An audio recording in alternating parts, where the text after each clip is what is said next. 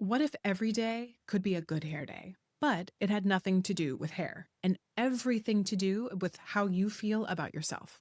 Have you ever walked out of a hair appointment feeling like, oh, they did that and I look incredible? Like you're making eye contact with yourself and every reflective surface, and then you're just flipping your hair all the time thinking, who is she? And then there are other times where it's the same stylist, same haircut, same color formula, and you're in your car thinking, do I like this? I think I like this. Why do I feel weird? And then you're kind of pulling on your hair and it just feels off. I want to talk to you about that today because this has actually very little to do with your actual hair and so much to do with how we are experiencing ourselves. Welcome back to Don't Cut Your Own Bangs, the podcast that lives in that space between I think I have it together and why do I suddenly feel like I don't? I'm Danielle Ireland. I'm a therapist, storyteller, and someone who has absolutely sat in the parking lot after a hair appointment trying to decide how I feel about this in my own head. And today, we're talking about something that seems small, but it's actually a doorway into something much bigger. Why we can have the exact same external experience and then feel completely different about it depending on the day. So let's start with this, the expectation gap. Before you go into a hair appointment, there's usually a little story running in the background. Sometimes it sounds like, this is going to be such a glow up. I need this, or I'm going to feel like a brand new person. And here's the tricky part. When we attach a big emotional expectation to an experience, our brain is waiting for the big emotional payoff. So if the result is good, but not transformative, our brain goes, huh, not bad, just not what I expected. Other times you go in with zero expectations. You're tired. You're almost rescheduling because you're just not sure if you want to keep it. You're like, just, I don't know, do something with this. And then you leave and you're thinking, wait, do I look amazing? Same quality, different expectation. Sometimes those expectations are really obvious, but sometimes they're covert. We don't even realize that we're carrying them. So I'm going to get personal with you. Covert expectations came up a lot during a recent trip I went on with my family on a Disney cruise. On paper, we were so prepared. My husband and I were rock solid. We were a total team. Every trip we had been taking as a family before this, every chaotic airport moment, every packing fail, every someone forgot the snacks and now we're spiraling experience had actually made us better. We knew how to support each other. We knew how to tag in, tag out. We knew how to travel with our kids in a way that actually felt manageable. What we weren't prepared for was the Disney of it all. And I can feel this moment so clearly. We walk into one of these dining spaces, and I think somewhere in my brain, I was expecting it to feel a little like Beauty and the Beast energy, like Belle at the table, Lumiere, trays of beautiful food. Everything feels like magic, abundance, very welcoming. And instead, it was a crowded buffet. It was hot. It was loud. A lot of sweaty, tired people trying to find a place to sit. Kids are hungry. Adults are overwhelmed. Everyone's kind of moving in the same direction. And it felt less like being welcomed and more like being herded. I remember this moment of just this drop in my stomach, like, wait, this is what we planned for? And then almost immediately, oh my God, we have 6 more days of this.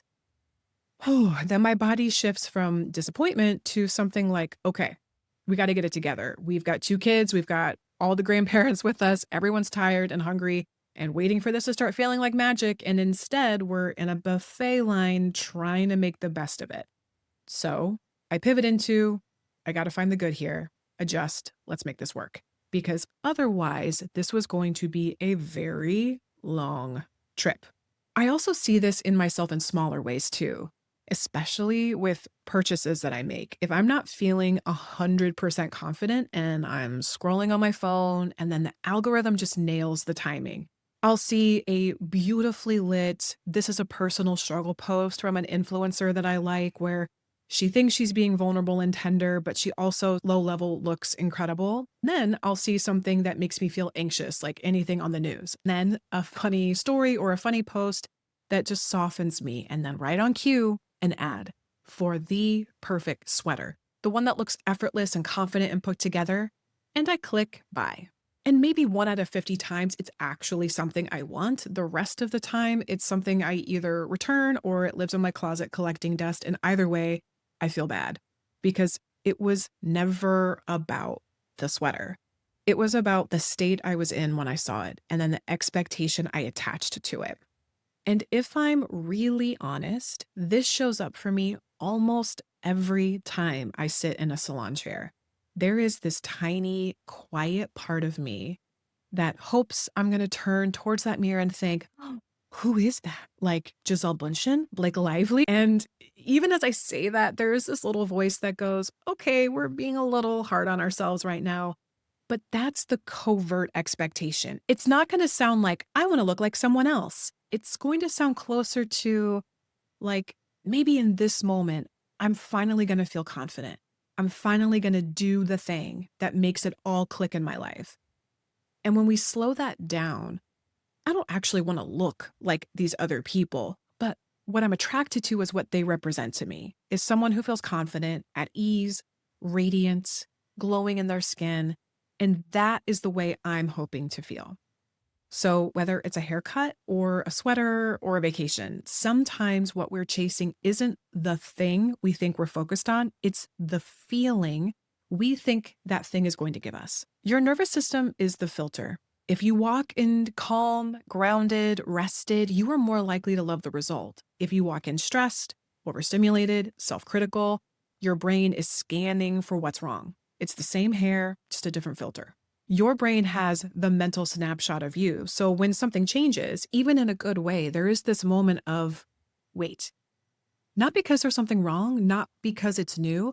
And sometimes, oftentimes, I'm not sure I like this yet really means my brain hasn't caught up to the change in the reflection yet. And actually, this is something I've been thinking about a lot lately. How often we look outside of ourselves for something to help us feel more like ourselves or more like the version of ourselves we want to become. That's part of why I created some of the things that I have, because I wanted tools to help me and help you build that sense of grounding and clarity from the inside out. If you've been listening to this podcast for a while, you've probably heard me talk about the treasure journal.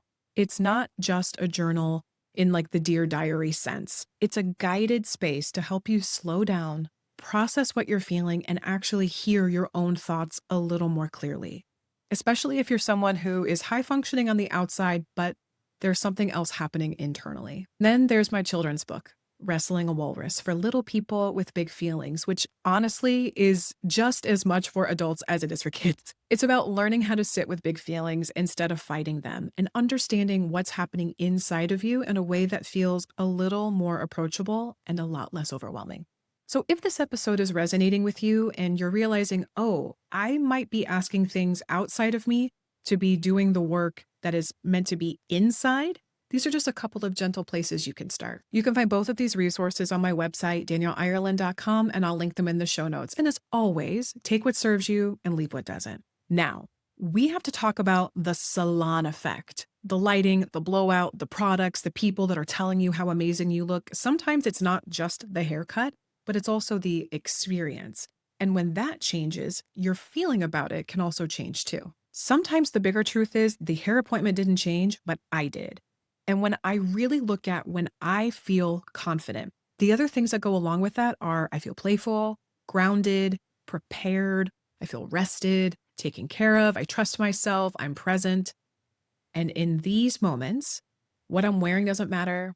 My hair matters, but it matters less. And I do want to add this for anyone who has had a truly, genuinely bad haircut. This is not me just saying learn to love it or learn to live with it. You still get to ask, is this working for me or not? Do I want to adjust it, go back, change something?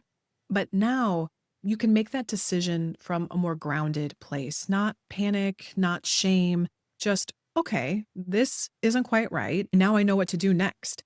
You don't have to hide. You don't have to shrink. You can walk in with your head a little higher and you can advocate for yourself because it's hair, it grows back, but it matters and you're going to be okay. Trust me, you're a hottie regardless. So the next time you leave a hair appointment wondering why you're a little disappointed, is it good or is it you, just try considering this. and ask yourself, what is it that you really need? Because maybe a good or bad hair day was never actually about your hair. If this episode resonated, send it to someone who has ever sat in their car after an appointment asking or maybe calling you, be honest. Is this okay? Is this good? Do I really like it? And if someone is navigating big feelings and a very full life, you are exactly what this space is for. Make sure you're following the podcast, and I'll see you next time. You don't need a perfect answer, you just need a better question. And remember, don't cut your own bangs.